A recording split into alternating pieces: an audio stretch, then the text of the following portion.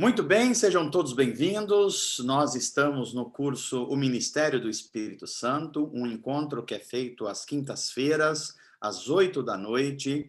É um curso que nós nos dedicamos a entender a pessoa do Espírito Santo, já que o Deus único, Deus da Bíblia, é um Deus só, mas se manifesta em três pessoas: Pai, Filho e Espírito Santo.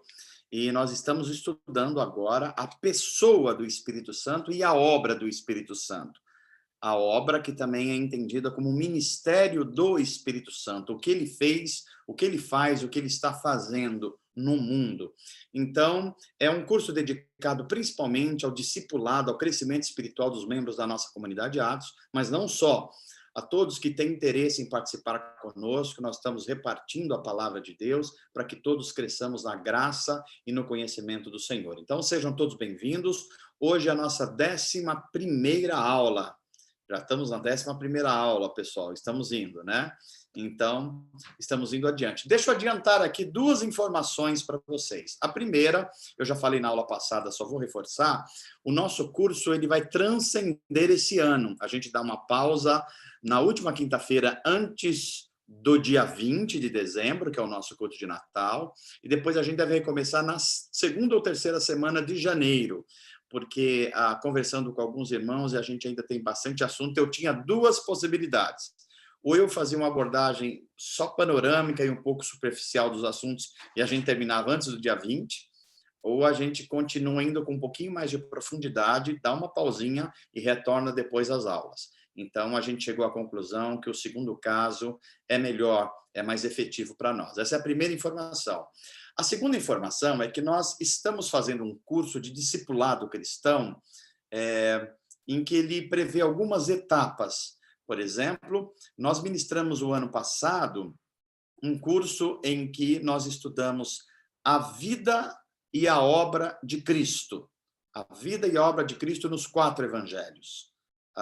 Então, nós estudamos aí num aprofundamento sobre quem é Jesus, o que ele veio fazer, qual a sua obra, por que ele fez milagres, por que ele não pecou, como que isso foi possível, como ele é o mediador entre Deus e os homens, como ele lidou com seus discípulos. Então, toda uma gama de ensinamentos a respeito da vida de Jesus e da sua obra. Agora, nós estamos numa segunda fase, que nós estamos estudando a pessoa e a obra do Espírito Santo, ou de forma mais genérica, o ministério do Espírito Santo. A segunda pessoa, ou melhor, a terceira pessoa da Trindade. Estudamos a segunda pessoa da Trindade, Jesus, ano passado. Agora nós estamos estudando a terceira pessoa da Trindade, e você já percebeu que está faltando uma, né? E é isso que nós pretendemos fazer ao longo do ano que vem. Nós devemos estudar a primeira pessoa da Trindade, o Deus Pai, revelado no Antigo Testamento como Deus de Israel. Então, nós vamos estudar o Antigo Testamento e vamos estudar a pessoa de Deus Pai, ok? Então, veja que a pessoa de Deus Pai a gente estuda no Antigo Testamento, a pessoa de Jesus no Novo Testamento e a pessoa do Espírito Santo no Novo Testamento. E aí a gente terá abarcado uma significativa, talvez a parte essencial da fé cristã.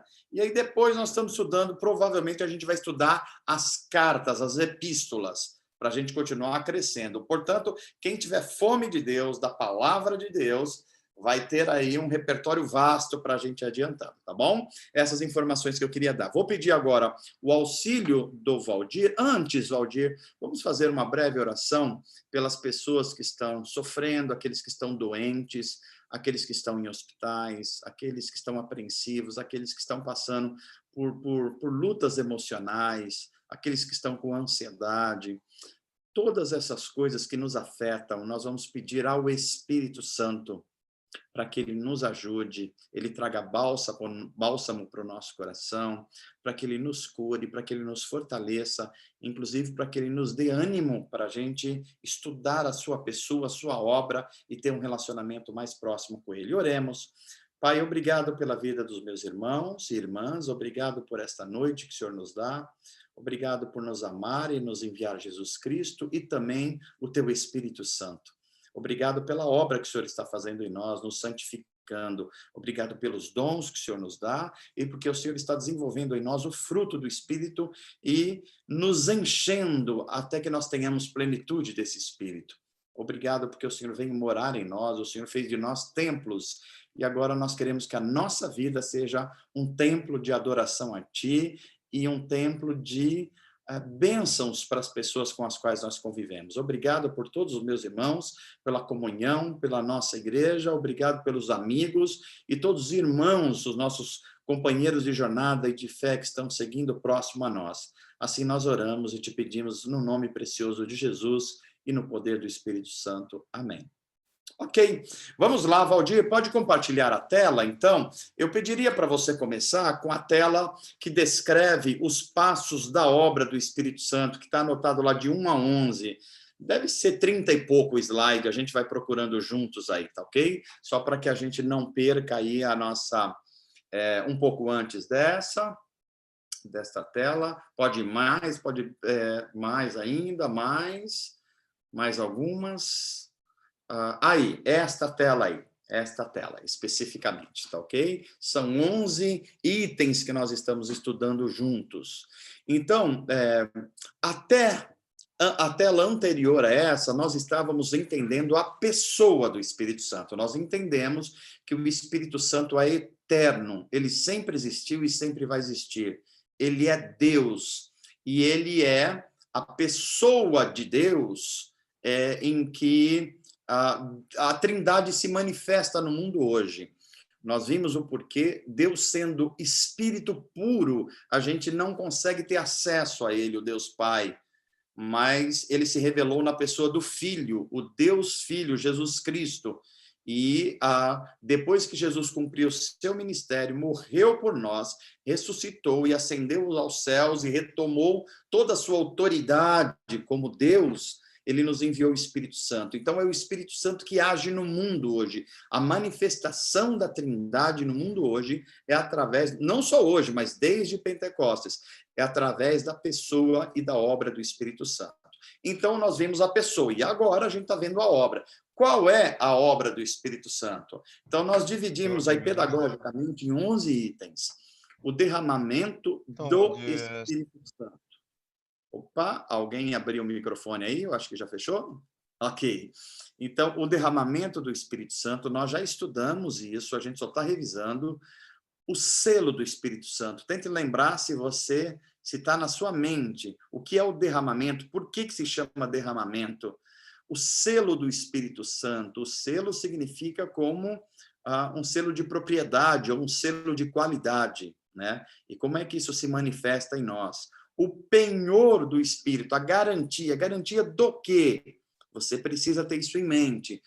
O batismo no Espírito Santo, que é um assunto um pouquinho mais complexo, mas que a gente foi vendo a perspectiva histórica e a perspectiva do movimento pentecostal. E a gente vai voltando um pouquinho mais, porque esse é um tema um pouquinho mais complexo. O 5, como há uma ordem da parte da Bíblia Sagrada, nos mandando a buscar ser cheios do Espírito. Então, buscar o enchimento do Espírito, a plenitude do Espírito, é uma ordem, é um imperativo da Bíblia Sagrada. E o que significa isso, né? Nós já estudamos também e a gente vai enfatizando. Nós vimos também que o Espírito Santo se apresenta no Novo Testamento, especialmente, sobre 6 símbolos e o significado deles para que a gente entenda a pessoa do Espírito Santo. E a aula passada nós enfatizamos mais o fruto do Espírito.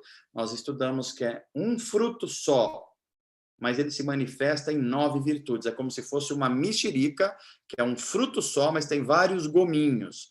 Então, nós estudamos que são 9, 3, 3 e 3. Os 3 primeiros, amor, alegria e paz, diz respeito ao relacionamento de Deus conosco. É o amor de Deus, a alegria do Senhor, que é a nossa força, a paz de Cristo. O segundo grupo de 3 virtudes, que é paciência, amabilidade e bondade, tem a ver com o nosso relacionamento com os outros seres humanos, com o nosso próximo. E o terceiro grupo, que é fidelidade, mansidão e domínio próprio, é a nossa questão interior, é da gente com a gente mesmo, é o crescimento do próprio caráter. Então, e nós vimos que essas virtudes precisam todas elas estar crescendo em nós. A gente não pode ter uma e não ter a outra, embora elas possam estar assim em, digamos assim, em ênfases ou volumes diferentes.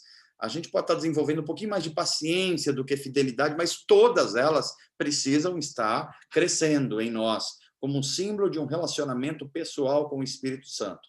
E hoje a gente chega ao item 8, aí, os dons do Espírito. Os dons do Espírito. E depois, nas próximas aulas, a gente vai continuar vendo as visitações especiais do Espírito. Nós vamos ver também a santificação como um processo contínuo do Espírito e, por final, a graça comum do Espírito Santo na humanidade. Então, Valdir, podemos ir adiante. Então, aqui passando o que a gente já viu também. O que é o derramamento do Espírito? Não vou explicar porque a gente já viu.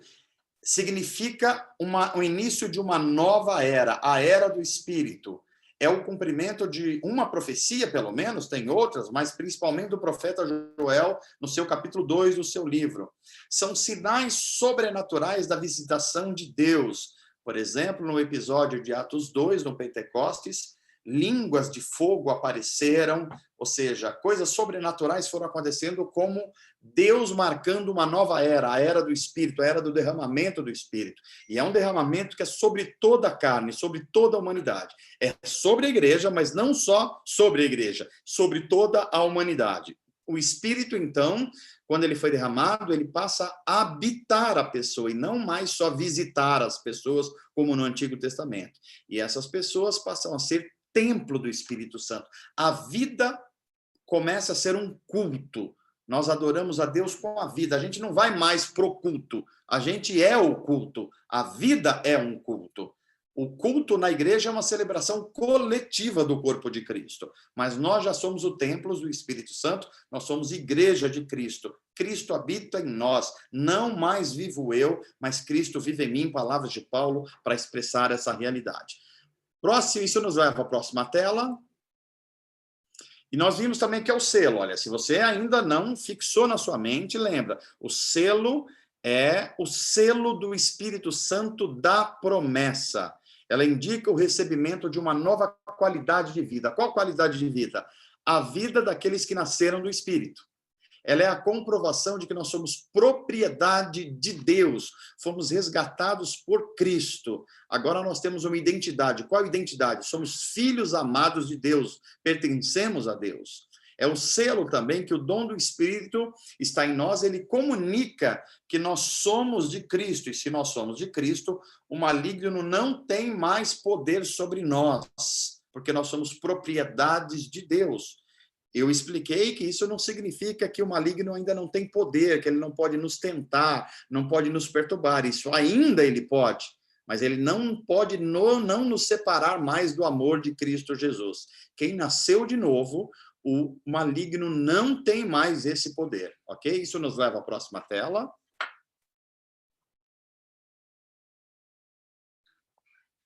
O penhor do Espírito. Penhor significa garantia. Garantia do quê?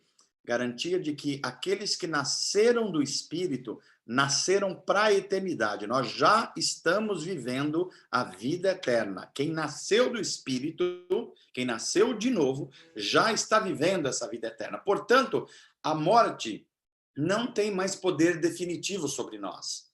Mesmo quando nós morrermos, se a gente não for a geração do arrebatamento da igreja, a morte não poderá mais detê-lo, porque Cristo pagou o preço pelos nossos pecados. E eram os nossos pecados que era o que provocava a morte em nós. A morte tinha poder sobre nós. Se os pecados são perdoados e esquecidos, a morte não pode mais nos deter. É por isso que a gente vai ressuscitar.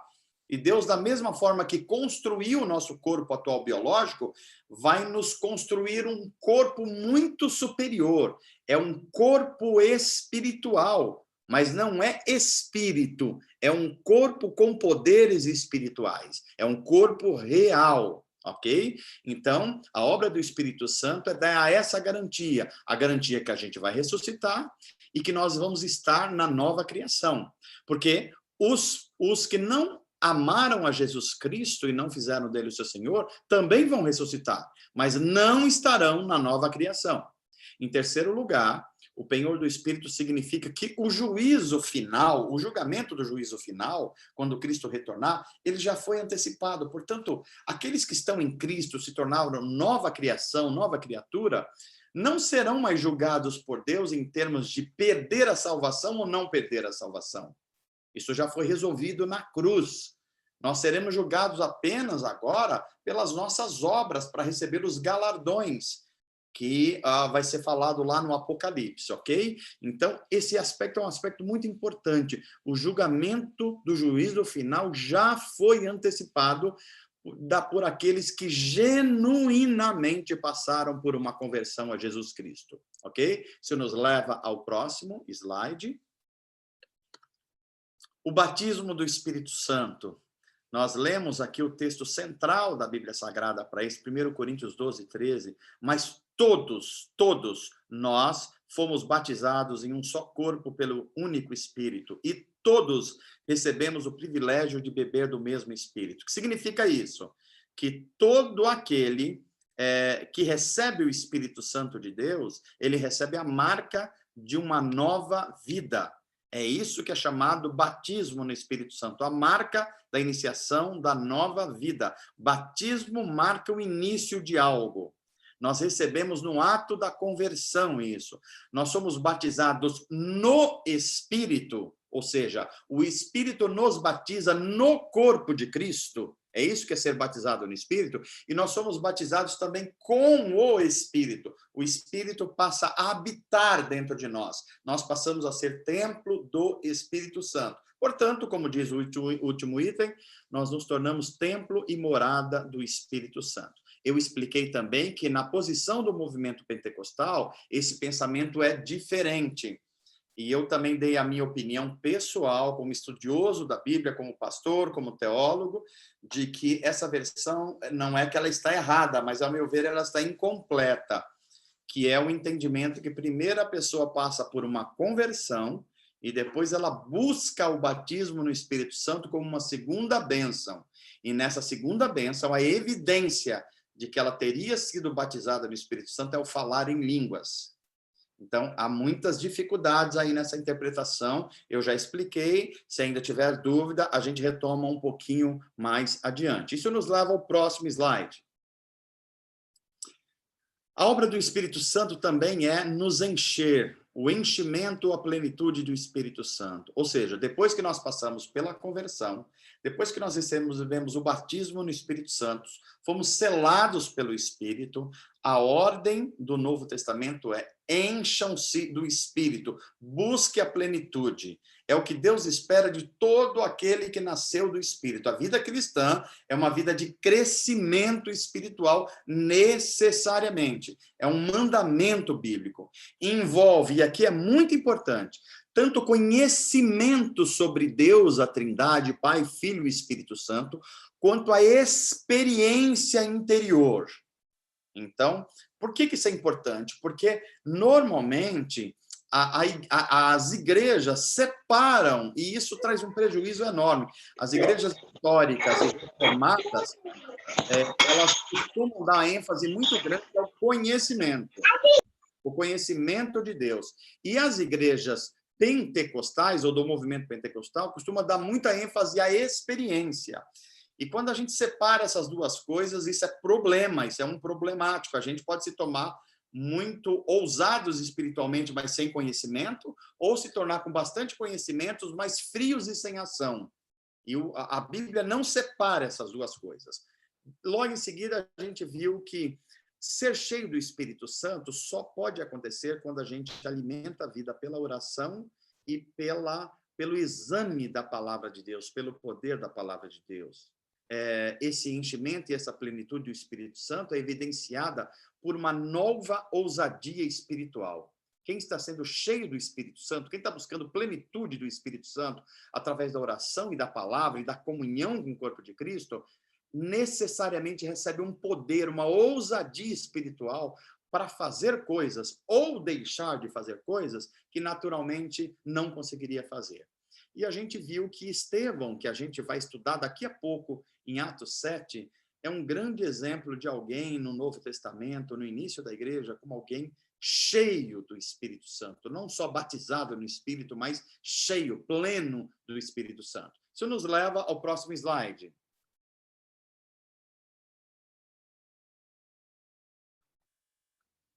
Vou passar bem rápido. Nós vimos que nós temos pelo menos 6 símbolos no Novo Testamento para representar a pessoa do Espírito Santo. A primeira, pomba, que aparece, por exemplo, no batismo de Jesus. O segundo é a água, significando um efeito purificador. O terceiro é o vento, com uma liberdade de ação. O Espírito é livre para fazer o que ele quiser fazer, mas a gente viu que ele não nega o que está escrito como escritura na Bíblia Sagrada, ok? Ele é livre para fazer mais, não é livre para fazer contra, porque o Espírito é Espírito da palavra, e a palavra é a palavra do Espírito. Também o outro símbolo é fogo, como sinal de purificação, e aqui um sinal, o fogo do Espírito é aquilo que nos purifica para o avivamento. Então, é muito importante compreender isso. O outro símbolo é o óleo, no sentido de capacitar as pessoas e a igreja para cumprir a sua missão. E o último selo, o último símbolo aí, o selo como prova de propriedade, que nós já vimos anteriormente. Isso nos leva ao próximo slide. O fruto do Espírito. Só vou lembrar que é um fruto só, fruto significa resultado do relacionamento. O fruto do Espírito só é desenvolvido por aqueles que se relacionam com o Espírito. E são as 9 virtudes que vão crescendo na vida como resultado desse relacionamento com o Espírito. Assim como o salário é o fruto do trabalho realizado, as virtudes são o resultado de a gente andar no Espírito. O fruto do Espírito, como nós já falamos, tem 9 virtudes, tá aí as virtudes, você está vendo. Elas dizem respeito a um relacionamento espiritual com Deus, um relacionamento social com o nosso próximo e um relacionamento pessoal ou interior conosco mesmos, ok? E o fruto do Espírito, e não os dons espirituais que a gente vai ver, é a principal evidência de que nós estamos crescendo espiritualmente, a maturidade espiritual. Isso nos leva à aula de hoje, propriamente dita, que é o próximo slide. Os dons do Espírito. O que são os dons do Espírito? São as capacitações. Então, um dom é uma capacitação espiritual que o Espírito Santo da igreja com uma finalidade. Qual é a finalidade? A finalidade dos dons espirituais é edificar o corpo de Cristo. Esta é a finalidade dos dons espirituais. A finalidade dos dons espirituais não é, entre aspas, honrar ninguém. Essa palavra é muito mal utilizada por nós evangélicos. Deus me honrou. Assim, o que nós merecíamos não era honra. Se Deus fosse dar o que a gente merecia, a gente ia receber coisas muito ruins. Então, é preciso tomar um certo cuidado com esse negócio de honra, de dupla honra. Isso não é uma linguagem própria do Novo Testamento. Então, um dom espiritual não é mérito de ninguém, é dádiva. A outra palavra para dom é dádiva. Dádiva é aquilo que você recebe sem que você tenha merecido. É isso. Isso quer dizer que a gente não deve buscar os dons? Pelo contrário, a gente deve buscar os dons. Mas quando a gente recebe, jamais podemos pensar que isso é um mérito nosso ou que Deus está honrando a gente. Deus viu algo especial em nós, por isso que ele... Não. Isso é obra do Espírito Santo e é graça, ok? Então, a primeira informação são capacitações espirituais que o Espírito Santo da igreja, com que finalidade? Edificar, santificar, melhorar o corpo de Cristo, ok? A segunda informação é que o Espírito, ele dá o dom a quem ele quer. E isso gera em nós algumas confusões, porque você já deve ter pensado assim, eu não sei como essa pessoa recebeu esse dom. Me parece que ela nem é uma pessoa assim tão cristã, Essa pessoa não é uma pessoa nem que merece, olha só, uma pessoa tão com a vida esquisita e canta tão bem. Pois é o Espírito que quer dar. E ele é livre para fazer isso. E não tem nada a ver com mérito humano isso. Nada a ver com mérito humano. O Espírito é livre para fazê-lo. É dádiva do Espírito. Em terceiro lugar, cada pessoa, todo cristão que está incluído no corpo de Cristo tem ao menos um dom. Normalmente tem mais de um dom. Então, não existe nenhum cristão que não tenha ao menos um dom espiritual. Todo cristão tem ao menos um dom espiritual. Isso nos leva também à conclusão que nenhuma pessoa possui todos os dons espirituais. Talvez você tenha ouvido equivocadamente um ensino que houve entre os evangélicos de Paulo, o apóstolo, teria todos os dons espirituais. Isto não é verdade, o Novo Testamento não dá base para isso, e tem uma razão muito, muito importante para que isso não seja uma realidade. Os dons espirituais, nenhuma pessoa pode ter todos eles por um motivo. Porque se uma pessoa tivesse todos os dons espirituais, ela não dependeria mais de ninguém. Porque ela tem dom de sabedoria, ela tem dom de conhecimento, ela tem dom de misericórdia, ela tem dom de línguas, ela tem dom de interpretar, ela tem dom de mestre. Ou seja, ela não precisa mais de ninguém. E uma pessoa que não precisa de ninguém torna-se o quê? Egoísta. É a negação do Espírito Santo. Então, o Espírito jamais vai dar todos os dons a uma só pessoa. Ele dá ao corpo de Cristo. Para quê? Para que a gente ministre uns aos outros. É por isso que a igreja é necessária. É por isso que uma comunidade de fé é necessária. Tem gente hoje dizendo, porque se decepcionou com a igreja e a instituição, dizendo, não, eu não preciso, eu posso me relacionar com Deus em casa. Não, não pode. Não pode. Conforme o Novo Testamento, isso é impossível. Nós só crescemos e somos edificados no corpo de Cristo. A gente pode fazer críticas à instituição, à denominação, à forma como está acontecendo os cultos, isso sim, como instituição, mas jamais a gente pode deixar de fazer parte do corpo de Cristo. E há duas evidências, pelo menos, duas, que nos faz perceber que estamos dentro do corpo de Cristo. Primeiro, passarmos pelo batismo nas águas. E a segunda é participar da ceia do Senhor. Portanto, essas duas coisas você só pode fazer na igreja. Ao corpo de Cristo foi dada autoridade para fazer isso, ok? Isso nos leva ao próximo item, que aí nós vamos estudar daqui a pouco, dons espirituais e dons naturais. Será que são a mesma coisa? Será que tem diferença? Uma pessoa cristã tem só dom espiritual ou ela tem dom natural? Uma pessoa não cristã, ela pode ter dom espiritual? A gente já vai ver isso aí. Os dons devem ser exercidos, olha só, conforme Paulo, com decência e ordem na dinâmica do amor. É por isso que nós, por exemplo, na nossa comunidade de Atos, a gente toma cuidado com alguns dons. Não porque nós não acreditamos, nós acreditamos que os dons são para hoje, sim, porque tem uma parte da igreja, pequena, graças a Deus, que não acredita que os dons espirituais eles são para hoje, eles cessaram com os apóstolos. E isso é difícil sustentar biblicamente, mas se faz uma ginástica aí para tentar justificar isso. Nós não cremos assim. Nós cremos que os dons espirituais eles estão disponíveis, só que alguns são utilizados mais por Deus no nosso tempo do que outros. É isso que acontece, ok? Então, a gente vai entender melhor isso, como deve ser usado no culto público, com decência, com ordem, e sempre na dinâmica do amor. Ou seja, um dom jamais pode ser exercido se não for num espírito de amor. Não pode. Portanto, não tem dom de vingança. Por que não tem? Porque seria impossível exercer um dom assim com amor, ok? Isso nos leva ao próximo item, que os dons devem ser buscados e desenvolvidos. O fato da gente não merecer um dom ser um ato da graça de Deus não quer dizer que a gente não deve buscar. Deve sim buscar e deve desenvolver. Às vezes o dom ele está incutido em nós, mas ele está lá amortecido, ele precisa ser desenvolvido. E isso nos leva a uma característica muito especial na Bíblia Sagrada, que são as pessoas dons, ou as dons pessoas. É uma pessoa que se confunde com o próprio dom. Está descrito lá em Efésios 4, a gente vai estudar, que são os apóstolos, profetas, evangelistas e pastor-mestre, ok?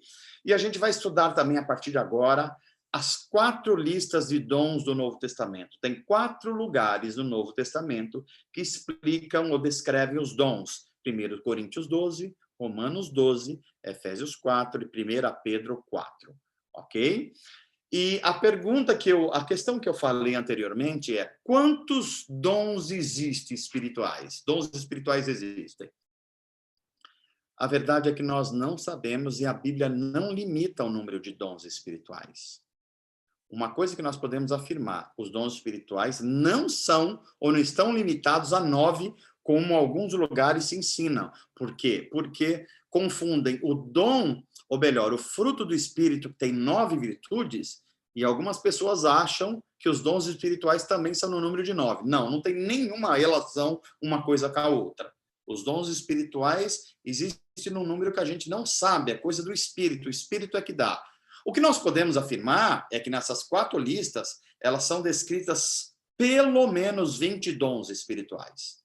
Entre 20 e 22, provavelmente, é um número que é descrito. Por que é entre 20 e 22? Porque tem alguns dons que parece que estão repetidos na lista. Pode ser que sim, pode ser que não. Por isso que eu estou falando aqui entre 20 e 22 dons, aproximadamente. Quer dizer que só tem 22 dons? Não. Certamente tem mais. É que essa é a descrição das 4 listas do Novo Testamento. Isso nos leva à próxima lista. Próximo slide, melhor dizendo. Vamos lá. Então, a primeira das listas... Valdir, passa a próxima tela só para eu ter uma referência, para eu não repetir coisas. Ok, pode voltar. A primeira das listas, e eu vou ver se o Valdir pode nos ajudar aí, e se você tiver com a sua Bíblia em casa, utilize também a sua Bíblia. Eu queria que você abrisse a sua Bíblia em 1 Coríntios 12, 8. Primeira carta de Paulo aos Coríntios, capítulo 12, verso 8. 1 Coríntios 12, 8. Eu vou dar um segundinho para você achar no seu celular ou abrir a sua Bíblia, e talvez o Valdir possa nos ajudar aí com a tela também.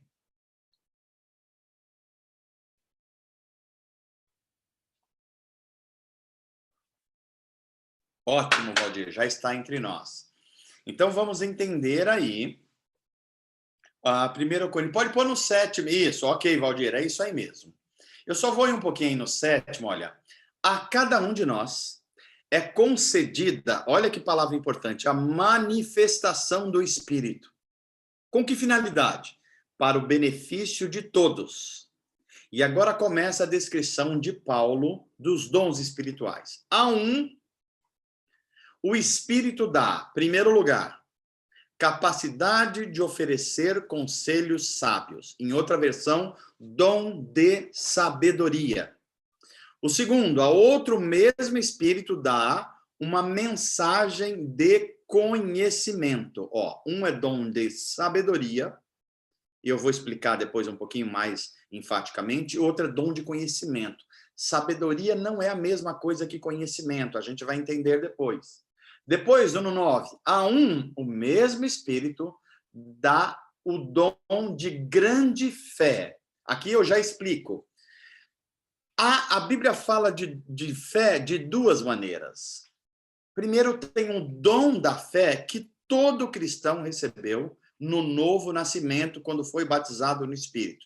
É o dom para crer em Cristo e na sua obra de redenção. Isso é uma coisa. Agora, há um dom espiritual, que é o dom de grande fé. São pessoas que têm uma fé extraordinária. E nós vamos entender melhor esse dom depois. Há outro, o único Espírito, sempre o Paulo está repetindo, o único Espírito concede o dom de curar. Dom de curar. Pessoas que recebem dons de curar. O que significa isso? Que uma pessoa que tem o dom de curar, sempre que ela orar, ela vai curar alguém? Não. Mas sempre que ela orar, alguém pode ser curado milagrosamente por Deus. Deu para entender? Não é sempre, porque esse dom é dado pelo Espírito e é o Espírito que administra.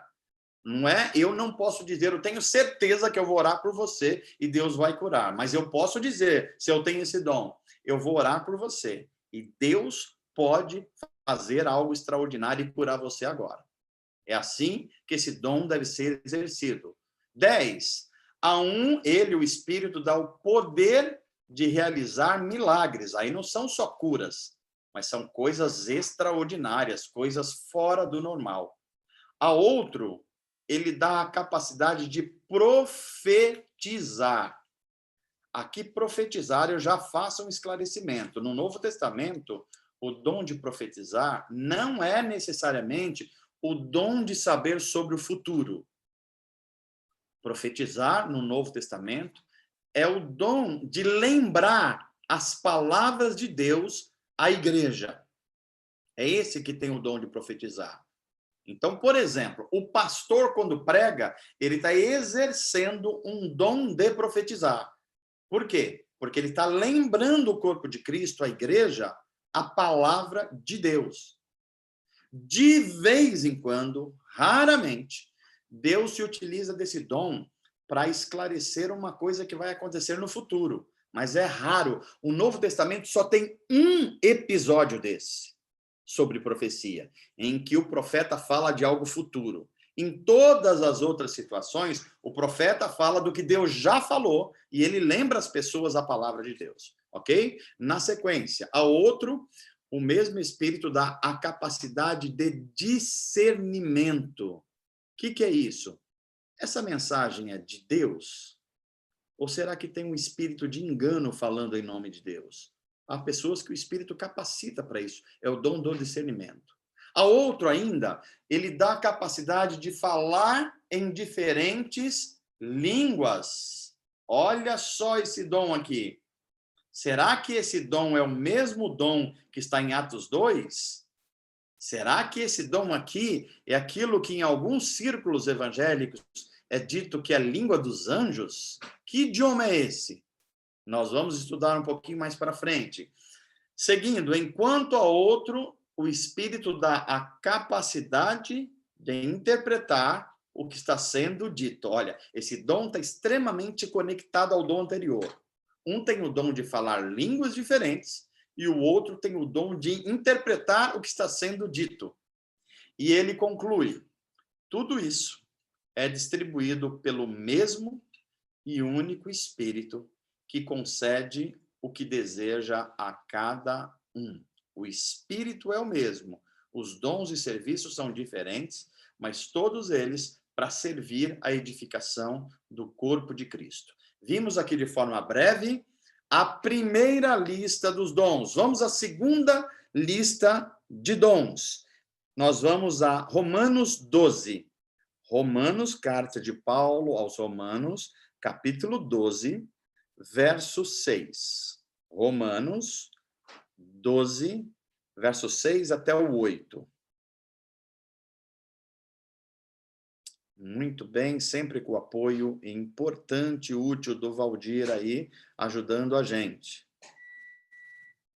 Olha só, Romanos 12, verso 6.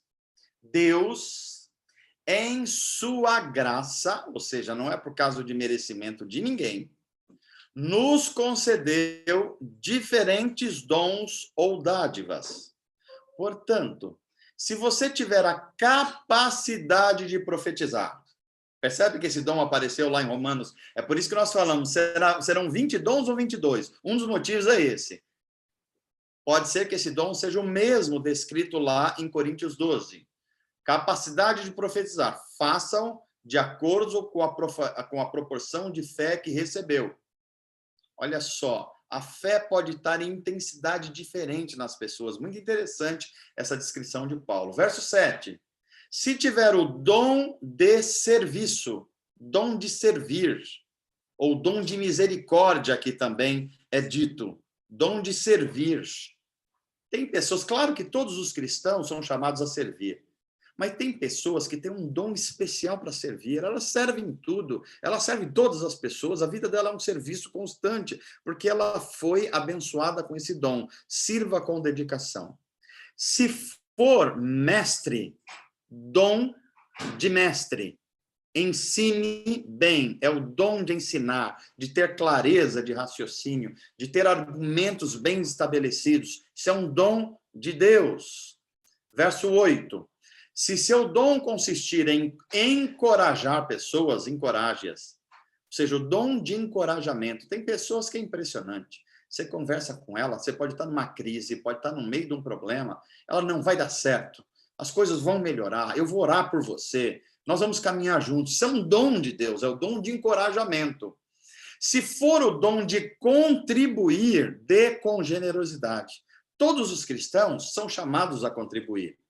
Mas há pessoas a quem Deus dá riqueza. Olha que interessante. Deus dá riqueza e dá um espírito de liberalidade para contribuir no reino de Deus. Então, essas pessoas doam mais, elas são ainda mais generosas, mais mão aberta para o reino de Deus. Isso é um dom de Deus, ok? Se for o dom de exercer liderança, lidere de forma responsável. Liderança também é um dom. É claro que pelo menos um pouco da liderança, ou aspectos da liderança, pode ser desenvolvido por toda e qualquer pessoa, ou seja, a liderança pode ser aprendida. Mas há algo que é dado pelo Espírito, que é uma liderança carismática. Isso é um dom espiritual e é dado pelo Espírito Santo. Ok? E mais na sequência, e se for o dom de demonstrar misericórdia, pratique-o com alegria. Pense numa pessoa que vive numa clínica de recuperação de dependentes químicos e que está exercendo misericórdia o tempo inteiro. Não é toda pessoa que pode fazer isso. Embora todos nós sejamos chamados à misericórdia, tem pessoas que recebem uma capacitação especial para exercer misericórdia. Isso é um dom do Espírito. Então, deixa eu ver se chegou... Foi até o 8 aí, né, Valdir? Então, legal. Até aí. Então, a gente veio dons de profetizar, dom de servir, dom de ensinar, dom de encorajar, dom de contribuir e dons de misericórdia. Olha, mais dons. Segunda lista. Terceira lista do Novo Testamento. Primeira a Pedro, primeira carta de Pedro, melhor dizendo, capítulo 4, primeira carta de Pedro, capítulo 4, versos 10 e 11. Primeira carta de Pedro, capítulo 4, versos 10 e 11. Ok? E o que está escrito aqui por Pedro, o apóstolo? Deus concedeu um dom a cada um. Pedro não está dizendo que Deus concedeu apenas um dom. Ele está falando que cada pessoa tem pelo menos um dom. E vocês devem usá-lo para servir. Quem? A si mesmo. Eu canto bem, eu vou me utilizar desse dom para me exibir. Eu prego bem, eu vou utilizar desse dom para eu ter influência. Não. Vocês devem usá-lo para servir uns aos outros. É por isso que você precisa congregar. Não, pastor, mas eu posso viver em casa sozinho, ler a Bíblia? Não, não pode. Não pode. A Bíblia está dizendo que não. É para servir uns aos outros, fazendo bom uso da múltipla e variada graça. O Espírito é diverso, ele age de maneiras diversas. Primeiro dom, o dom, vocês todos devem usar o dom para servir uns aos outros. Aí vem agora a lista. Você tem o dom de falar? Aí alguém falaria, sim, mas falar todo mundo fala. É verdade. Mas há pessoas a quem o Espírito dá um dom de falar que cativa, que as pessoas querem ouvir, que as pessoas entendem melhor. Ela é pedida para falar em alguns ambientes, e as pessoas sabem que o Espírito capacita ela para fazer isso e para abençoar as pessoas. Pode se exibir? Não, não pode, porque esse dom não é da pessoa, é um dom do Espírito para abençoar as outras pessoas. Então, se você tem um dom de falar, faça-o de acordo com as palavras de Deus. Não de acordo com o que você quer, é de acordo com as palavras de Deus. Olha o segundo dom. Tem o dom de ajudar? Claro que todo cristão é chamado a ajudar. Mas tem pessoas que têm uma capacidade de ajudar as outras pessoas que é impressionante. Faça com a força que Deus lhe dá. Ou seja, o próprio Deus dá a essa pessoa uma força extraordinária para fazer isso. Assim, tudo que você realizar trará glória a Deus por meio de Jesus Cristo. A Ele sejam a glória e o poder para todos sempre. Amém. 2 dons aparecem aí: dons de falar e dom de ajudar. Agora nós vamos à quarta lista do Novo Testamento, fechando o ciclo. Carta de Paulo aos Efésios. Efésios. Carta de Paulo aos Efésios, capítulo 4. Efésios 4. Efésios, capítulo 4, a partir do verso 11. Efésios 4 e 11. Vamos lá entender agora. Essa lista tem uma característica um pouco diferente das outras 3, porque lá são a lista de dons espirituais. Aqui é a lista de dons espirituais também, mas é o que a teologia cristã chama de pessoas-dons. O dom está tão inerente a essa pessoa que não dá para separar a pessoa do dom. Então vamos tentar entender aqui. Ele, o Espírito, designou alguns para apóstolos, dom de apostolado. Vamos tentar entender o que significa isso depois. Outros para profetas. Nós já vimos o dom de profeta no Novo Testamento.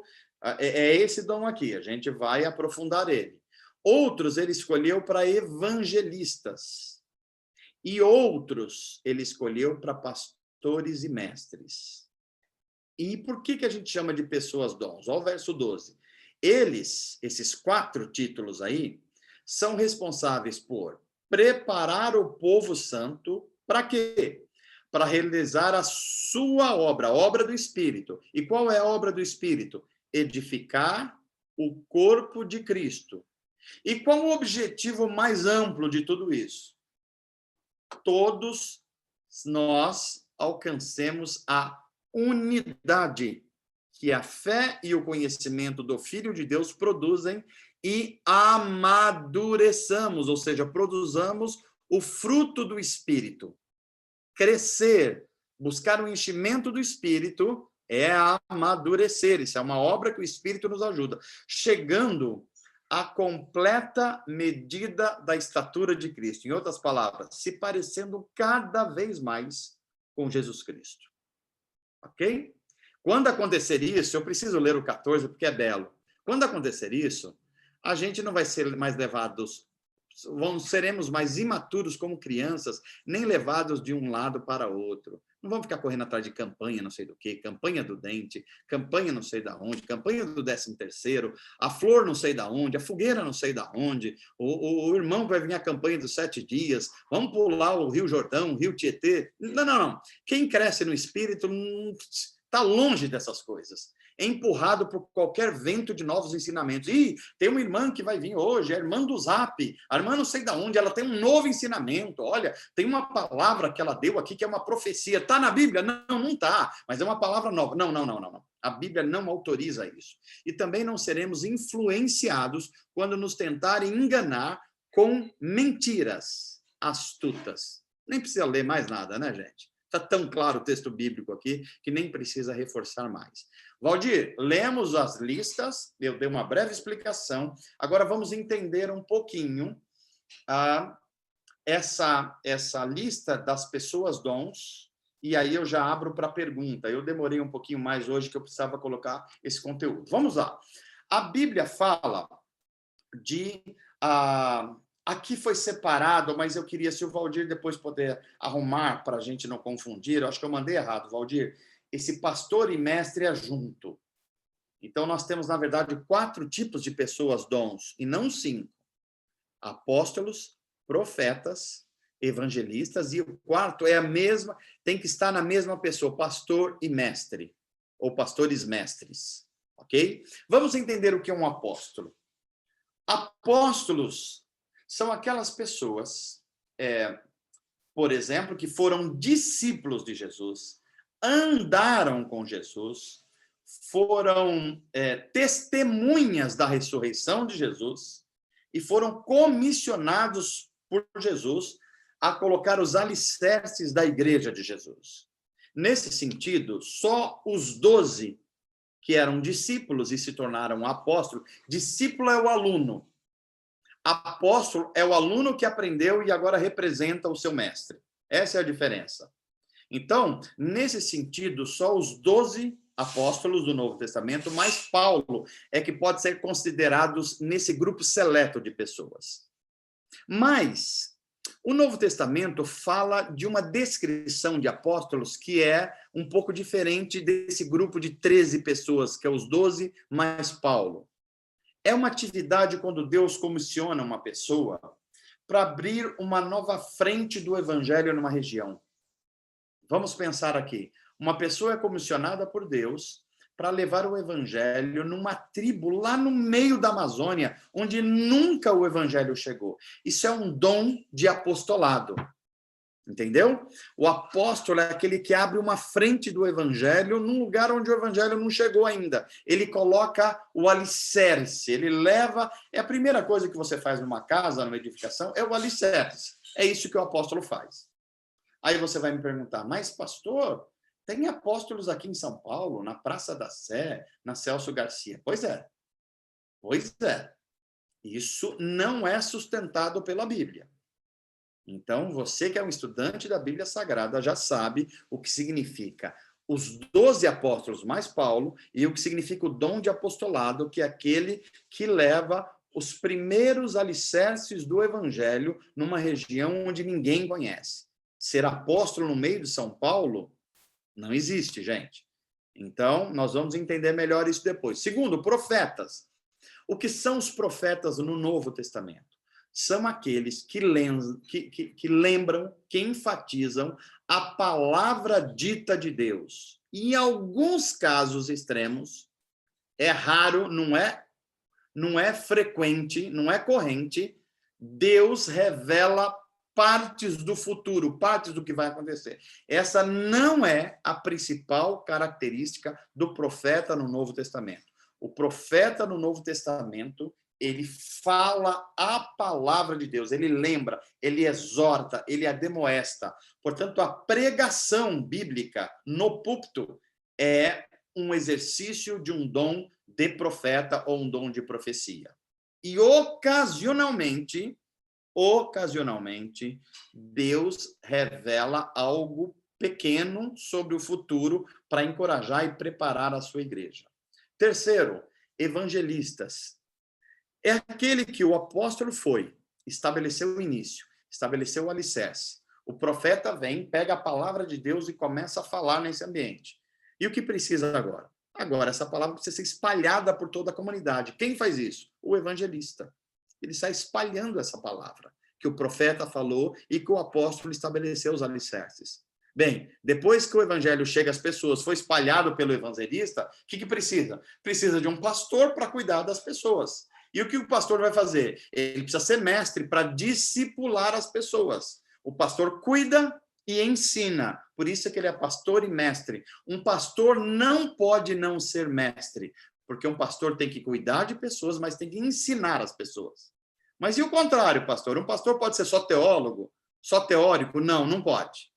Ele não pode ser mestre, mas não cuidar das pessoas. E nós estamos vivendo num tempo que tem muita gente que só está no gabinete pastoral, só lê livros de teologia, só está preocupado com o conhecimento de mestre, mas não cuida, não pastoreia, não sente a dor do outro. O Novo Testamento não nos dá essa alternativa. Por isso que o pastor precisa ser mestre e o mestre precisa pastorear, ou seja, cuidar de pessoas. Ok? Próximo slide, Valdir. Ok. E agora, fase para perguntas sobre os dons do Espírito Santo. Vamos lá. Está com você, Valdir, agora, e o nosso povo aí. Peguem leve. Pessoal, quem tiver pergunta pode fazer no chat, ou mandar pelo WhatsApp, ou levantar a mão aqui no próprio programa que a gente libera o microfone.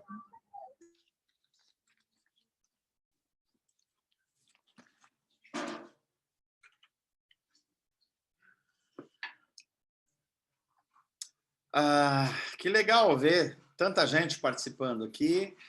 Conforme a Nani, a gente está com mais ou menos 60 pessoas no nosso curso, 60 e poucas pessoas, e que a gente está orando para levar todos até o final desse curso para crescer no conhecimento do nosso Mestre e Senhor Jesus Cristo e como o Espírito Santo está agindo no mundo para que isso aconteça. Então, alguns estão assistindo juntos aí, como é o caso da Clara, do Maicon, da Raquel.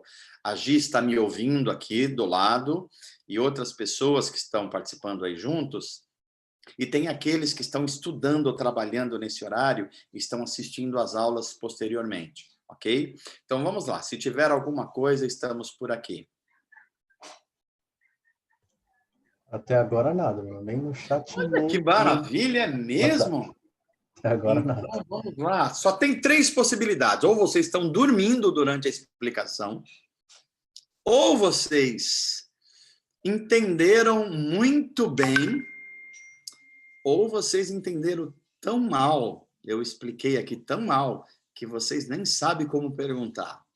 Eu estou orando aqui para que Deus nos dê discernimento sobre o que aconteceu. Bom, estou brincando, gente. Pode ser que não tenha mesmo, e aí a gente continua o conteúdo. Se não tiver, a gente vai continuar aí. O Maicon disse que vai chegar uma pergunta da Raquel. Acabou de chegar aqui no WhatsApp. Então vamos lá, Raquel. Olha só, eu queria lembrar a todos vocês que a Raquel, o Maicon e a Clara estão se preparando para o batismo dia 12 de dezembro. E eu queria que vocês orassem comigo, como comunidade de fé, especialmente pela saúde da Raquel. Ela precisa das nossas orações e eu queria que você se lembrasse dela. Senhor, cuida da Raquel, cuida da vida dela, cuida da saúde dela, cuida das emoções dela, restaura ela, fortalece ela, tá bom? Queria que você não esquecesse disso. Raquel, a gente espera a sua pergunta, tá bom? Mano, chegou aqui no WhatsApp. Vamos lá. Ela pergunta se todo cristão que tem ao menos um dom espiritual, se é válido só para os nascidos cristãos ou aos que se convertem depois também é válido? Se todos os que se convertem depois também têm um dom espiritual. Deixa eu ver se eu entendi bem a pergunta. Ela está dizendo se tem uma diferenciação em aqueles que já nasceram num ambiente cristão e aqueles que se convertem na vida adulta, por exemplo. Eu acho que é isso, não é isso? Isso, foi isso que eu entendi também. Tá, então vamos lá. Então, os dons espirituais, eles, de alguma forma, eles já existem em potência em nós, potencialmente.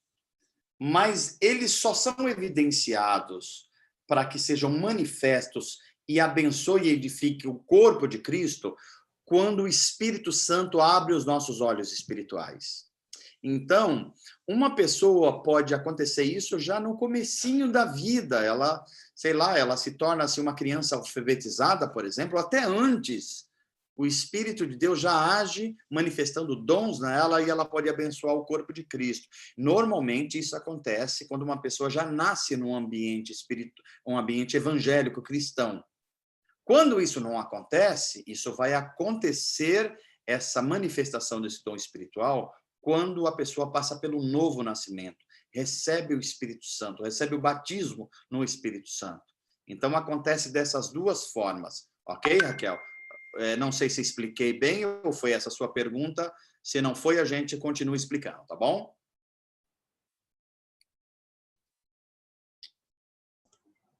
Ela disse que é isso mesmo. Acho que é essa a pergunta mesmo.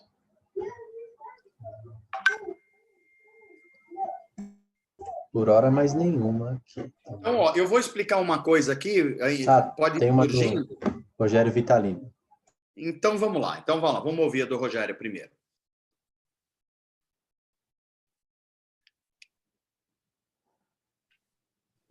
Eu não sei se ele vai... Tá me ouvindo, pastor? Oi, Rogério. Boa noite, meu irmão. É sempre uma alegria. Boa noite. Amém. Alegria minha, pastor. A respeito das campanhas a qual o pastor falou, eu fiquei um pouco confuso. A respeito de campanhas em igrejas, que muitas igrejas fazem, eu queria saber, assim, é errado e a pessoa ou a igreja o pastor vai pagar algum preço por isso, por estar agindo dessa forma, fazendo essas campanhas, ou os irmãos que participam?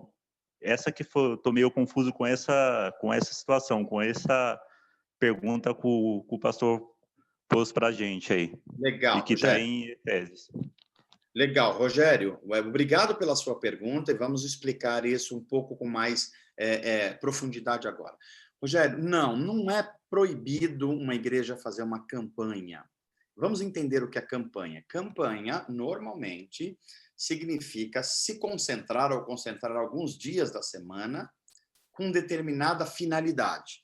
Então, por exemplo, fazer uma campanha em si, ou seja, você estabelecer um objetivo e um alvo para um grupo cristão, não há problema nenhum.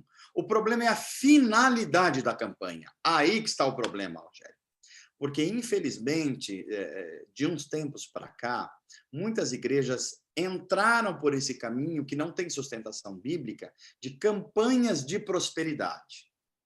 Em nenhum lugar do Novo Testamento isso nos é autoridade.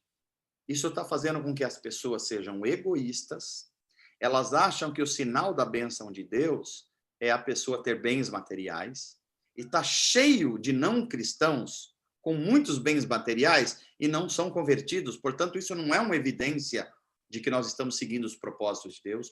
Outras são aquelas campanhas de curas em que as pessoas excedem o dom de curar e diz assim, e marcam local e horário para curar. A Bíblia não nos autoriza a fazer isso. Deus pode curar? Pode. O Espírito Santo tem poder e pode fazer isso. Deus cura nos tempos de hoje? Sim, ele cura. Eu posso marcar que a cura vai acontecer na quarta-feira da cura, às 8 da noite? Não. 3 vezes não. Não sou eu que tenho domínio disso, é o Espírito Santo que age. O que eu posso dizer é, se nós buscarmos a oração, se nós nos arrependermos, se nós buscarmos ao Senhor e colocarmos diante dele as nossas ansiedades e interceder, ele pode nos curar.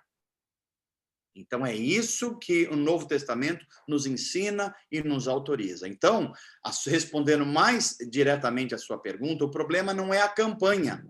O problema é a finalidade da campanha. Tem outras campanhas assim, venha para a campanha e você vai ter um conhecimento novo de Deus, um cara que descobriu uma coisa nova na Bíblia que ninguém nunca falou e foi revelado a ele, e ele vai fazer essa campanha e vai revelar esses novos conhecimentos em 7 dias. Não. A Bíblia não nos autoriza isso.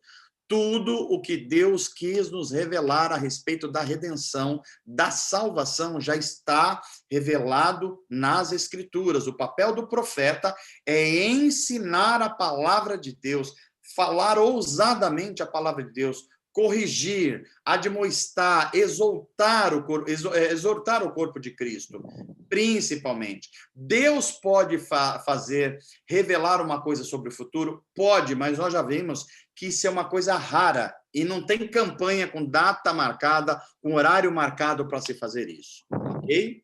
Deu para entender, Rogério? Sim, claramente. Obrigado aí, pastor. Legal, Rogério, que bom. Mais alguma, Valdir? Levanta a mão. Tem uma da Ju aqui, mano. Vamos lá.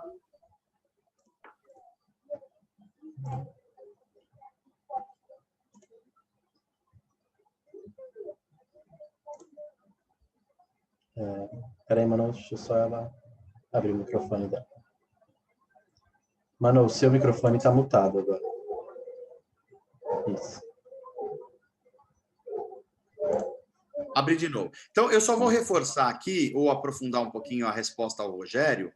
Por exemplo, Rogério, não há nenhum problema em uma igreja ou um pastor marcar uma campanha de oração. Nós vamos dedicar à oração esse tempo. Não há nenhum problema. Nós vamos buscar um tempo de arrependimento e contrição e quebrantamento diante do Senhor. Excelente. Ou senão, nós vamos fazer uma campanha de oração e de ofertas para um trabalho missionário. Excelente. Excelente. Não há nenhum problema para isso ou contra isso. Ou senão nós vamos fazer uma grande campanha de alimentação para servir as pessoas que não têm alimentação durante a pandemia. Excelente. Então, o problema não é a campanha, o problema é a finalidade da campanha. Só dando mais um destaque a isso. Mano, é só dar um aviso para o pessoal aqui, que se alguém tiver dúvida de como faz para levantar a mão aqui para fazer pergunta, pode dar qualquer sinal, pode dar um joinha, alguma coisa assim, a gente... Beleza, ótimo, tá? Valdir. Que bom lembrar isso aí. Faz um sinal de fogo tem aí. uma da Ju e depois já tem... depois já tem uma da Ju e depois já tem uma da Luísa. Você vê, quando solta, esse povo não para mais, Valdir. Depois da primeira e da segunda, não para. Vamos lá. Oi, Manu. Diga. Quem está falando é a... Ju. Oi, Ju. Vamos lá, Ju. Diga aí. Me ouve bem, que eu estou no fone. Tô te ouvindo bem. Manu, quando você fala pastor e mestre, o mestre e pastor, necessariamente o pastor ele tem que ter algum tipo de formação teológica, porque, por exemplo, eu fico pensando nessas igrejas que são mais humildes, de lugares mais distantes, que não têm acesso a curso. Como que a gente pode dizer se a pessoa é mestre? Excelente pergunta, Ju. Excelente. Obrigado, porque me dá a oportunidade de falar sobre esse assunto. A questão é, se um pastor precisa ser mestre, como nós explicamos, como é que faz essas igrejas cujo pastor trabalha o dia inteiro e ele vai no culto à noite, ele tem filhos, ele não tem muitos recursos, ele não tem biblioteca? Olha só, duas observações aí. A Bíblia primeiro vai dizer que Deus, ele não nos dá uma missão sem que ele não conheça as nossas limitações. Então, toda vez que Deus nos dá uma capacitação e uma missão, ele sabe as nossas limitações. Essa é a primeira observação. A segunda observação é, um pastor não precisa necessariamente ter uma formação teológica oficial, ou seja, ele não precisa passar por uma faculdade de teologia ou um seminário de teologia ou um mestrado ou um doutorado.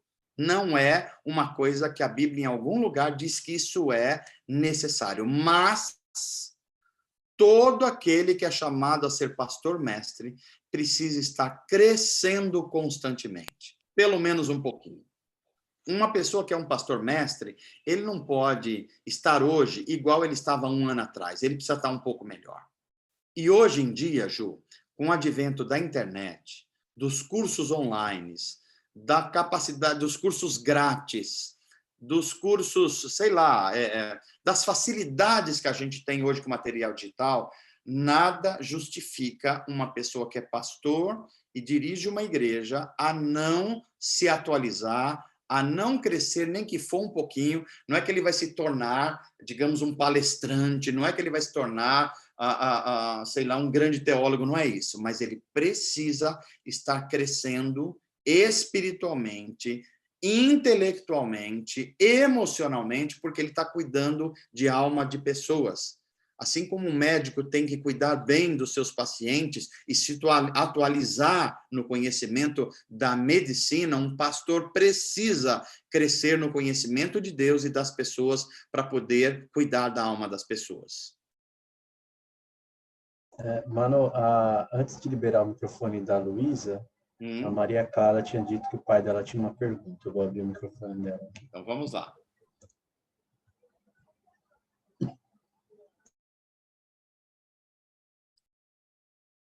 Pode liberar seu microfone, Maria Clara. Boa noite, pastor. Boa noite, Michael. Seja bem-vindo. Obrigado, pastor. Pastor, você tem uma doença, Deus pode curar, certo? Sim. Ele vai curar conforme o meu merecimento ou a vontade, vai ser pela vontade dele? Ok. Eu acho que eu entendi a sua pergunta. Vamos lá, Michael.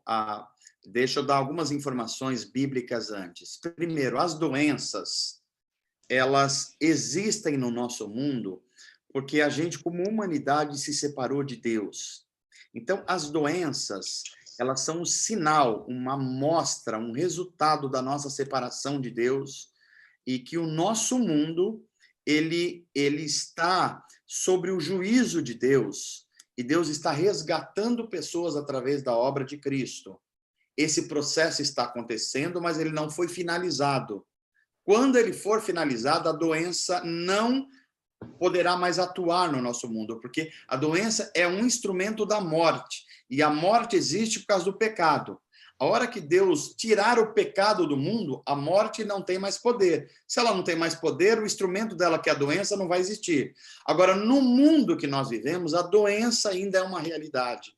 É uma realidade por não cristão e por cristão. Agora vamos entender a doença, principalmente na vida de um cristão. Essa doença pode existir a partir de 3 situações. A primeira delas, uma pessoa pode estar doente por mau uso da própria saúde. A pessoa come demais, trabalha demais, ou trabalha de menos, ou come de menos, ou ela tem um problema de ordem genética, que passa de pai para filho. Isso pode acontecer com o cristão e com o não cristão. Segunda situação, uma pessoa pode ter uma doença para a qual Deus vai se utilizar sobrenaturalmente do seu poder e vai realizar um milagre de cura. Normalmente, cura instantânea por uma ação do Espírito Santo. E, nesse caso, a cura não é por mérito da pessoa. É uma obra da graça de Deus para servir como testemunho do poder de Deus. Deus cura, porque Ele é bom, porque Ele é misericordioso, mas não é porque nós merecemos. É porque Ele é bom e é misericordioso. E é também para testemunhar o poder e a bondade de Deus. Esse é o segundo caso. Agora, olha que interessante, Michael. Tem um terceiro caso.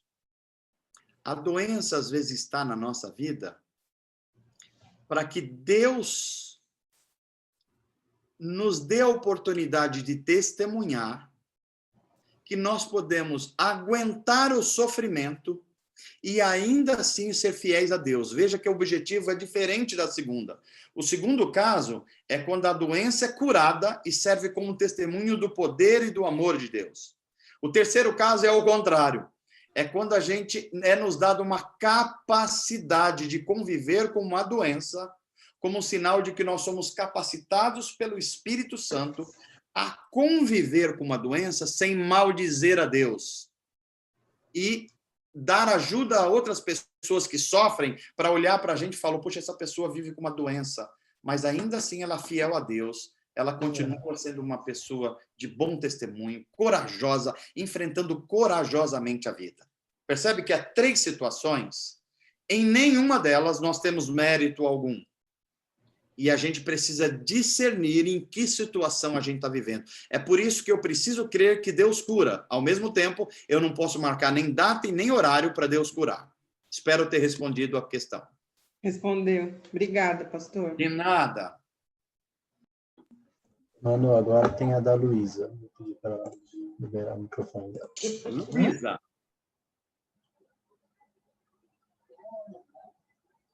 Luísa.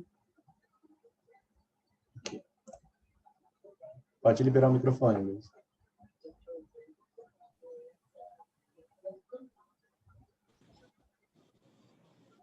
Luísa, consegue ouvir a gente? Estamos à sua disposição, Luísa, para a sua pergunta. Acho que vai aparecer alguma mensagem na tela do seu celular, se você tiver no celular, pedindo No meu celular? Então, deixa eu... Não, no dela, mano. Dela. Desculpa, é no dela. No dela. É.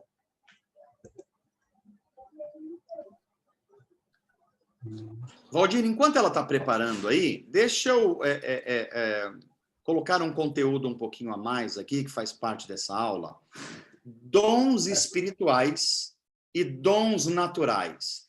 Há diferença ou não há diferença? Essa é uma pergunta que ocorre muito. A resposta é sim, há diferenças. Então, vamos entender.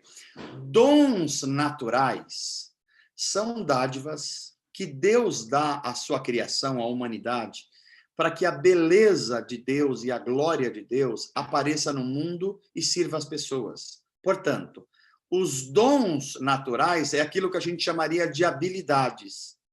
A criação de Deus, a humanidade, está cheio de habilidades. Tem gente que tem habilidade com comida, outro tem habilidade com esporte, outro tem habilidades de relacionamento, outro tem habilidades de criar coisas, de inventar coisas, habilidades de toda forma. Deus permeia a sua criação com essas habilidades, são chamados dons naturais. Para que são os dons naturais? Para os seres humanos servir uns aos outros na sua vida cotidiana e para que a gente possa mostrar a beleza de Deus, a glória de Deus, mesmo quando a gente nem conhece o Deus encarnado na pessoa de Jesus. Isso é um dom natural. O dom natural existe na humanidade inteira, inclusive nos cristãos, mas não só nos cristãos. É distribuído para toda a humanidade. É o dom da graça de Deus, ou em outras palavras, é a graça comum, onde Deus faz a sua bondade, misericórdia e beleza aparecer para toda a sua criação. Agora tem os dons espirituais, que é esse que aparece nas 4 listas do Novo Testamento. Os dons espirituais são dons dados pelo Espírito à igreja, portanto, aos nascidos de novo, para a edificação da igreja e para que a igreja cumpra a missão de Deus no mundo. Portanto, o dom espiritual, ele tem sempre o objetivo de levar ao conhecimento de Jesus Cristo e levar ao crescimento da imagem de Cristo em nós. Então, essa é a diferença do dom espiritual para o dom natural. Espero que tenham compreendido. Vamos lá, se tiver pergunta, pode vir. Mano, eu já mandei várias solicitações, talvez tenha sido alguém que levantou a mão por engano. Por engano, né? Tá. Não, tá aqui, pronto. Eu que levantei, Valdir, a mão, a Josiane. Tá aparecendo Luísa aqui. É que o nome está aparecendo, Josi, como Luísa, por algum motivo, não sei qual. Na sua telinha, mas vamos lá, então Josi. provavelmente eu entrei com o da minha filha. É isso, então. Desculpa aí. Não tem problema, Josi, não tem problema, pode perguntar. Hoje você Deixa é eu Josi colocar Luísa. o fone que agora ficou mudo aqui. Tá. Tá me ouvindo bem? Você me ouve bem? Boa noite. Boa noite. Você está me ouvindo bem, Josi? Sim, Tá, estou. então tá bom. Então hoje, então, excepcionalmente, você é Josi Luísa, tá bom? Vamos lá. A minha dúvida é a respeito do uso do óleo de unção e da profecia relacionada ao futuro. Ok. Pelo que eu entendi, no Novo Testamento, só é usado o óleo de unção para casos de enfermidade e que isso foi citado uma vez só. As duas coisas foram citadas uma vez só no Novo Testamento. A minha dúvida é o seguinte: isso pode ser utilizado de uma maneira taxativa ou de uma maneira exemplificativa, assim como os dons, né? Pelo que eu entendi, os dons são citados de uma maneira exemplificativa na Bíblia. Ou seja, não sei se eu fui clara. Se eu bem entendi, os dons, eles são citados mais ou menos 22 dons, mas existem mais. Portanto, eles são, digamos assim, referências, por assim dizer, né? Agora, vamos lá. Respondendo a sua pergunta mais especificamente sobre o óleo de unção e também sobre a predição na profecia. A gente chama isso de predição, ou seja, eventos do futuro que Deus dá a conhecer no presente. Então, vamos lá. Primeiro, o óleo. O óleo, a unção com óleo, é relatada na carta do apóstolo Tiago, e ele diz que deve ser feito pelos presbíteros da igreja, ou seja, pela liderança espiritual da igreja. Vamos ver, no nosso caso, a liderança estendida, que são os presbíteros e as lideranças que cuidam das pessoas, são as pessoas mais experientes espiritualmente. E devem usar o óleo, porque a fala de Tiago está no sentido de, principalmente, os enfermos que estão nas suas casas. Então, o presbítero vai à casa de uma pessoa, leva o óleo como símbolo da comunhão e do poder do Espírito Santo, como símbolo. E ele unge a pessoa com óleo e ora. Não é só ungir, é ungir e orar. E o que traz a cura? Qual é o instrumento da cura? É a oração. É o poder da oração que vai manifestar a cura do Espírito Santo. O óleo é apenas um símbolo. O símbolo do Espírito Santo e o símbolo da comunhão da igreja, que é o agente do Espírito Santo. Então, é esta situação que é descrita no Novo Testamento e é a única descrição do Novo Testamento para o uso do óleo. Agora, você perguntou, isso é imperativo, é uma prescrição, é uma ordem do Novo Testamento ou é um conselho do Novo Testamento? Excelente pergunta. Bem, a gente poderia chamar isso de uma prescrição, porque o Novo Testamento não utiliza a unção com óleo como no Antigo. O Antigo Testamento usava a unção com óleo porque o Espírito Santo não havia sido derramado, ele visitava pessoas. E a visitação do Espírito Santo normalmente tinha como símbolo a unção com óleo. Por exemplo, os reis em Israel recebiam essa unção como uma capacitação de Deus para aquele ofício. Os sacerdotes, a mesma coisa. Já no Novo Testamento, esse símbolo de capacitação passou a ser a imposição de mãos. É por isso que Paulo, quando ensina, por exemplo, Timóteo, para quando uma pessoa é separada no Antigo Testamento para servir a igreja, o símbolo disso não é mais o óleo, é a imposição de mãos. Então, os apóstolos, os líderes, os pastores impõem as mãos sobre as pessoas. É por isso que quando a gente consagra ou separa um pastor, ordena um pastor hoje, a gente utiliza a imposição de mãos como símbolo de autoridade. Entendeu? Então, esta é a prescrição do Novo Testamento. Agora, nós não vamos recriminar, Josi, pessoas que ainda não têm uma compreensão mais aprofundada desse princípio bíblico. E pode ser que pessoas, até que estejam liderando igrejas, que não conheçam de fato esse ensino do Novo Testamento e utilizam o óleo para tudo. Por exemplo, eu vou dar um exemplo pessoal aqui. Há irmãos que já chegaram na nossa igreja e falaram, pastor, eu troquei o meu veículo e eu queria muito que o senhor ungisse. E eu percebi que essa pessoa não passou ainda por um discipulado, ela ainda não tinha essas informações. E eu não falei assim, não, irmão, isso não é um ensino do Novo Testamento e eu não vou fazer isso com você. Não foi isso que eu fiz. Eu agi naquele momento entendendo que ele não tinha ainda a total compreensão daquele ensino. Então, eu orei com ele e pedi para o Senhor proteger a vida dele, guardar a vida dele, para que ele não se envolvesse em acidentes, para que ele não provocasse acidentes, para que ele tivesse boa direção para o uso daquele veículo, para que aquilo não se tornasse um ídolo na vida dele. É assim que eu orei. Então, é uma oração que tem um cuidado para não fazer com que a pessoa que ainda é nova na fé não se sinta constrangido. Mas o ensino do Novo Testamento é que o óleo seja utilizado apenas nos casos de enfermidade e nos casos, normalmente, que a pessoa está num hospital, está na sua casa. Ok?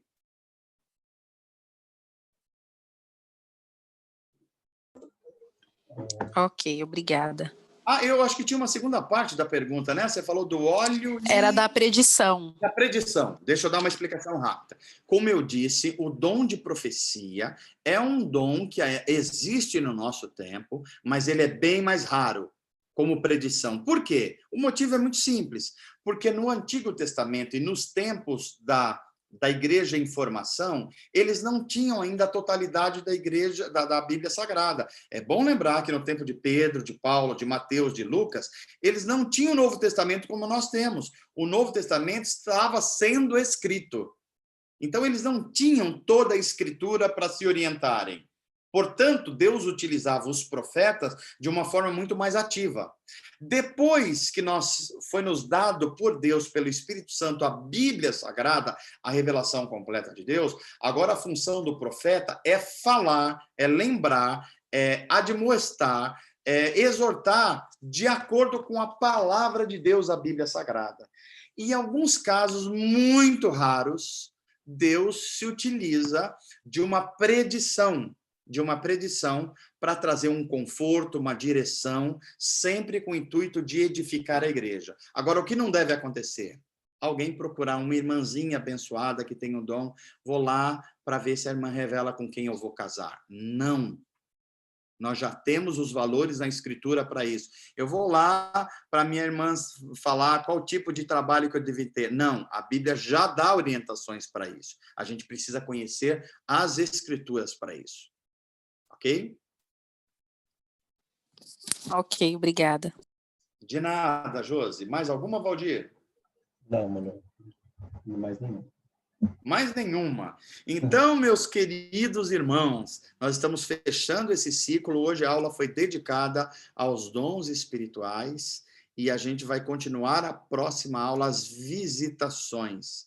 Será que o Espírito Santo visita de forma especial pessoas hoje? Será que uma pessoa pode ser visitada de uma forma tão intensa pelo Espírito Santo que o Espírito Santo faça coisas extraordinárias, fora do normal? Será que uma pessoa pode estar buscando tanto em oração essa presença manifesta do Espírito Santo que ela pode, sei lá, ter uma manifestação corpórea diferente? Ela pode ter os sentidos arrebatados?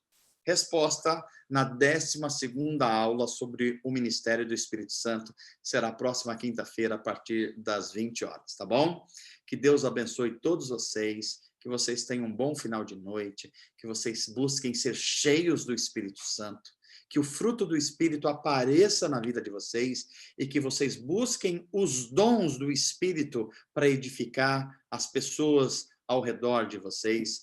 Tudo isso é um sinal do tempo do derramamento do Espírito Santo, porque vocês foram selados com o Espírito, vocês receberam o penhor do Espírito, vocês receberam o batismo no Espírito Santo. Agora precisam ser mais cheios, mais plenos do Espírito Santo, usar mais os dons espirituais e, principalmente, evidenciar o fruto do Espírito. E aí a gente vai estudar na próxima aula as visitações especiais do Espírito Santo, ok? Deus abençoe a todos vocês, uma boa noite, fiquem com Deus, um beijo no coração. Até mais!